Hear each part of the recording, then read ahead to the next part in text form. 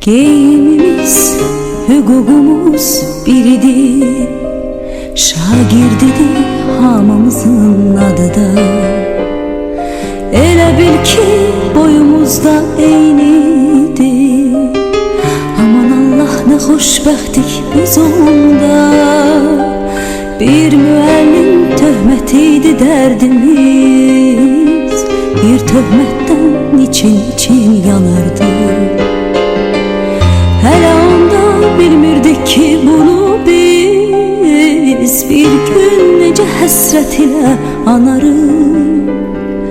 Dünya hələ bizim üçün nağıldı. Min arzuna alışırdıq, yanırdıq. Özümüzü biz hamıdan ağıllı, özümüzü nə bəxtəvər sanırdıq.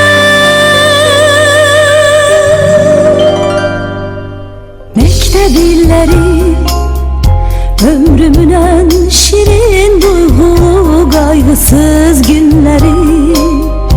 Hər anı bir ömrə bərabər seyirli günləri.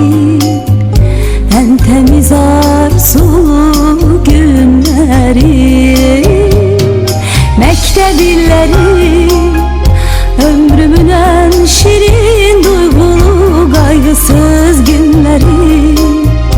Her anı bir ömre beraber seyirli günleri. En temiz arzulu günleri.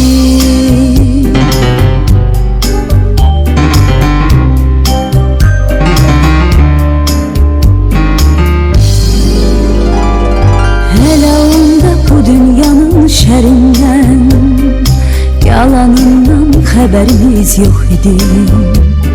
Qəm qüssəmiz, kədərimiz bir damcı. Hələ onda sevincimiz çox idi. Yazılanı bir silgiyle pozmaqda bizim üçün nə asandı, nə asan.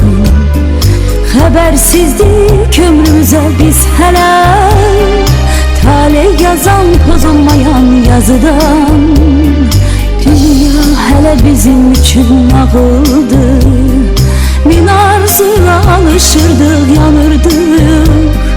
Özümüzü biz hamıdan ağıllı, özümüzü nə bəxtəvər sanırdıq.